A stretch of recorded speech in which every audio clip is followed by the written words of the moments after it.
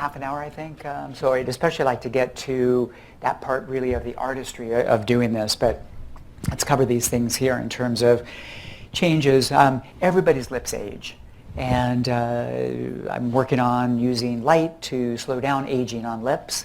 I figured out a technique. We're going to use light to do that, but everybody's lips age and lose volume at different rates. And if you had very full lips and embarrassingly full when you were younger, they often look really great when you're in your 40s. So it's just kind of what you're blessed with. But you really, with fillers, it can make anybody's lips look prettier and more attractive. And in my way of looking at lips, creating prettier looking lips takes maybe anywhere from 2/10 of a syringe up to about a syringe. And going from pretty to sexy is about another 0.2 cc's. And then another 0.2 or 3 and the lips look overdone. So it's a real art. And I don't use a lot of filler in lips. I almost never use more than one syringe. 1 to 2 syringes max, as far as, and I'll tell you what my favorite ones are. So let me just go through this part here, because this is, I think, obvious and apparent to everybody, and get really to lips, which, lips are a lovely structure on the face, and attractive, beautiful lips are something that you appreciate, and women in particular appreciate this, and they notice it in men, and will comment on it more than men will.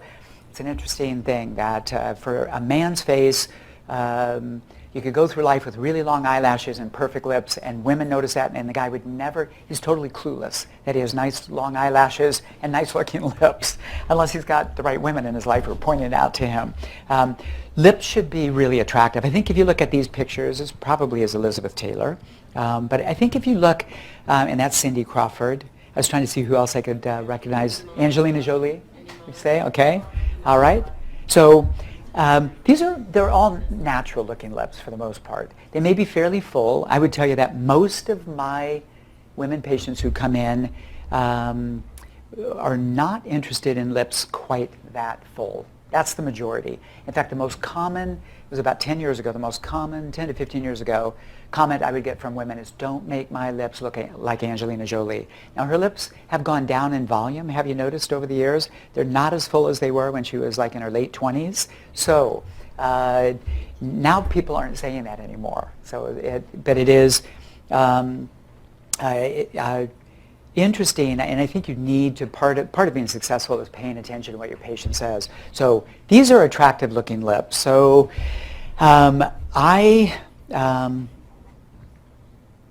right. Now, I don't really follow lines like this. I think that it's either obvious to your eye about symmetry, and that's really studying a patient's face. And in the time that you're doing a consultation, when you have, whether you spend 10 minutes or a half an hour doing a consultation, you study the person's face. You watch them as they're talking.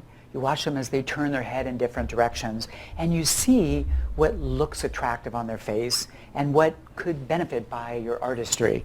And so these absolute ratios are usually what the plastic surgeons and facial plastic surgeons contribute in terms of measurements.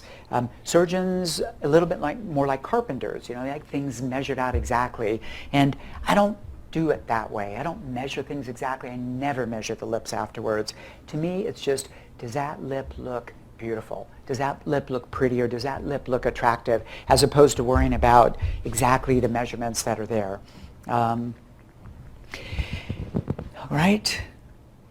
I would use this slide mainly to show you that a side profile, which is a profile that patients never really see except in photos, but you can't really see your profile, is really powerful when you take photos. And so photographing profiles is really valuable because lips should line up. The upper and lower lip should line up. And it's an obvious, catches everybody's eye if an upper lip is too full. If an upper lip is projecting forward too much, it is so obvious, because that's not typically what nature makes in anybody. So paying attention to that lateral profile is important. Okay? Now, I wasn't even sure about the nasolabial angle here exactly. Again, I look at the patient from all angles. So when I'm doing a face, I keep moving around the patient and looking, turning their head. I have them always seated up. Now when I do lips, I have the patient lying down, except for the last step. So I do 4 steps. I do 4 steps in treating the lips. And the last step, I sit them up, and that's for the commissures. But all the rest of it, because I can look down on them, I can see better, and I can work just technically better that way. So I prefer to have the patient lying flat when I start with the lips. And I'll go through step by step what my technique is. This is interesting because this got put in as perfect lips. And I added a second slide which didn't get into the presentation, but I don't know if you can see from where you are.